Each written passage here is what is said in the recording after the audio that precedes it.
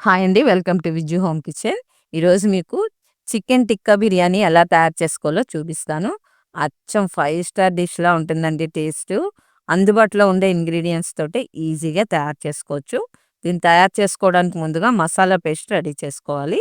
ఇలా బౌల్‌లో 2 table spoons curd వేసుకోండి. అందులో కొంచెం పసుపు, ఒక టీ స్పూన్ ఫుల్లుగా కారం, అలాగే ఒక half teaspoon garam masala powder, పావు టీ స్పూన్ పెప్పరు, ఒక half teaspoon chicken masala వేసుకోండి. దీంతో పాటు టేస్ట్‌కి సరిపడా సాల్టు, అలాగే ఒక టేబుల్ స్పూన్ నిమ్మరసం. వెనిగర్‌కి బదులు నిమ్మరసం వేశానండి నేను. అలాగే ఒక 3 టేబుల్ స్పూన్స్ ఆయిల్ వేసుకోండి. ఒక టేబుల్ స్పూన్ ఫుల్లుగా అల్లం వెల్లుల్లి పేస్ట్ వేసుకొని చక్కగా పేస్ట్‌లా రెడీ చేసుకోవాలి. ఆయిల్ పైకి తేలేంత వరకు కలుపుకోవాలి. ఇక్కడ నేను ధనియా పౌడర్ గానీ, జీరా పౌడర్ గానీ వేయలేదండి. ఎందుకంటే మసాలా కారం వేశాను. అందుకే వేయలేదు. మీరు కొట్టు మీద కొని తెచ్చుకునే కారం అయితే ఒక హాఫ్ టీ స్పూన్ ధనియా పౌడరు, పావు టీ స్పూన్ జీరా పౌడరు వేసుకోవాలి. అలాగే కొలతలు కూడా హాఫ్ కేజీ చికెన్‌కి చెప్పాను. మీరు కేజీ చేసుకునేటట్టయితే దీనికి డబల్ వేసుకొని తయారు చేసుకోవాలండి. పేస్ట్ కూడా రెడీ అయిపోయింది. ఇప్పుడు ఇందులో చికెన్ వేసేసుకుందాం. ఈ పీసెస్ కూడా మీడియంగా కట్ చేసుకుంటే చక్కగా ఈ మసాలా అంతా కూడా బాగా పట్టి లోన వరకు వేగుతుందండి. ఇది ఒక నిమిషం పాటు బాగా కలపండి. ఇదంతా కూడా బాగా పట్టించాలి. ఇలా పట్టిన తర్వాత అరగంట సేపు పక్కన పెట్టుకుందాం. ఈలోగా మనం బాస్మతి రైస్‌ని నానబెట్టుకుందామండి. ఇక్కడ నేను ఈ రైస్‌ని ఈ గ్లాస్‌తో 3 గ్లాసులు తీసుకున్నాను. అంటే ముప్పావు కేజీ. ఇలా ముప్పావు కేజీ రైస్‌కి హాఫ్ కేజీ చికెన్ పర్ఫెక్ట్‌గా ఉంటుందండి. చక్కగా వస్తుంది. ఇప్పుడు రైస్‌ని కూడా నేను ఒక్కసారే కడిగాను. ఎందుకంటే బాస్మతి రైస్‌లో చిన్న ఫ్లేవర్ ఉంటుందండి. ఎక్కువ సార్లు కడిగితే మనం ఆ ఫ్లేవర్‌ని మిస్ అయిపోతాం. చక్కగా ఇలా కడుక్కున్నాక వాటర్ తీసేసి ఫ్రెష్ వాటర్ పోసుకొని ఒక అరగంట పక్కన పెట్టుకోండి. మనం ఈలోగా చికెన్ టిక్కాని రెడీ చేసుకుందాం. ఇలా స్టవ్ మీద పాన్ పెట్టుకోండి. అందులో 3 టేబుల్ స్పూన్స్ ఆయిల్ వేసుకొని, ఆయిల్ మీడియం హీట్‌లో ఉన్నప్పుడు ఈ చికెన్ పీసెస్‌ని ప్లేస్ చేసుకోండి. ఈ బాండీ కొంచెం అడుగు కొంచెం మందంగా ఉండేది పెట్టుకోండి. అలాగే కొంచెం ఇలా వెడల్పుగా ఉండేది పెట్టుకుంటే మీకు ఇవి ఇలా ప్లేస్ చేసుకోవడానికి ఈజీగా ఉంటుంది. చక్కగా అన్నిటిని ఇలా పెట్టేసుకోండి. ఇప్పుడు మసాలా కొంచెం అడుగుదేమైనా ఉండిపోతే ఇందులో పైన వేసేసుకోవచ్చు. ఫ్లేమ్ మీడియంలో పెట్టుకోండి ఫ్రెండ్స్. ఎందుకంటే అడుగు మాడిపోయిందనుకోండి మనకి మొత్తం టేస్ట్ అంతా పాడైపోతుంది. అలాగే చికెన్‌తో మన ఛానల్‌లో చాలా ఐటెమ్స్ ఉన్నాయండి. స్టార్టర్స్, గ్రేవీ కర్రీస్ చాలా పెట్టాను. ఒకసారి వాటిని కూడా వాచ్ చేయండి. అలాగే ఈ వీడియోకి కూడా ఒక్క లైక్ చేయండి ఫ్రెండ్స్.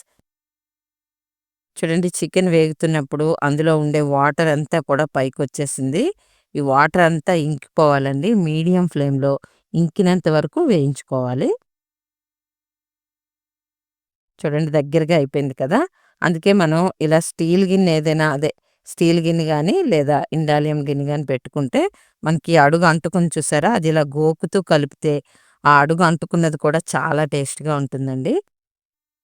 ఇప్పుడు బాగా వేగిపోయింది కదా! దీనికి కొంచెం దమ్ పెడదాము. ఇప్పుడు ఇలా ప్లేస్ చేసుకొని మధ్యలో చిన్న గిన్నె పెట్టుకోండి. అందులో ఇలా ఒక బొగ్గుని స్టవ్ మీదైనా కాల్చి పెట్టుకోవచ్చు.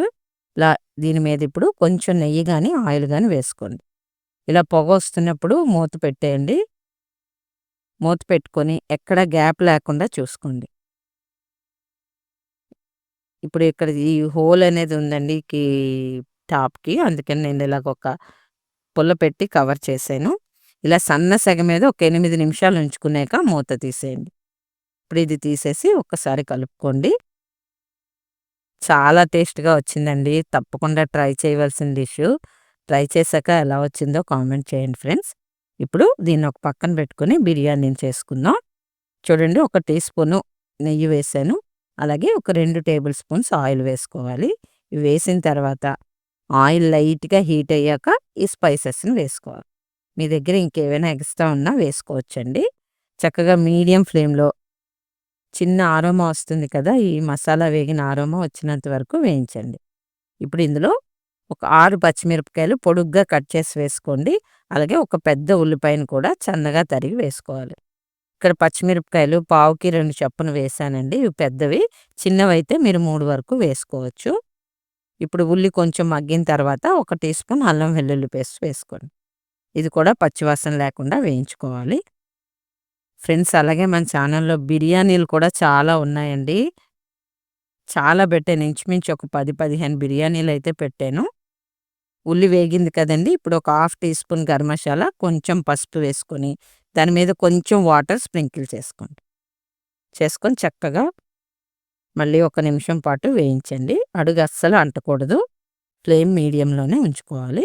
ఇప్పుడు ఇందులో వాటర్‌ని వేద్దాం. ఇక్కడ నేను 1కి 1.5 గ్లాస్ వాటర్ పోసానండి. అంటే నేను హాఫ్ అన్ అవరే నానబెట్టాను కాబట్టి 1.5 వేశాను. మీరు రైస్ ఇంకా ఎక్కువ సేపు నానబెట్టినట్లయితే 1కి 1.25 వేసుకోవాలి. గంట నానిందనుకోండి ఎక్కువ నానుతుంది కాబట్టి ఒక పావు గ్లాసు వాటర్ తగ్గించి వేసుకోవాలి. అంటే 1కి 1.25 అయితే పర్ఫెక్ట్‌గా ఉంటుంది. ఇప్పుడు ఇందులో రుచికి సరిపడా సాల్ట్ వేశాను.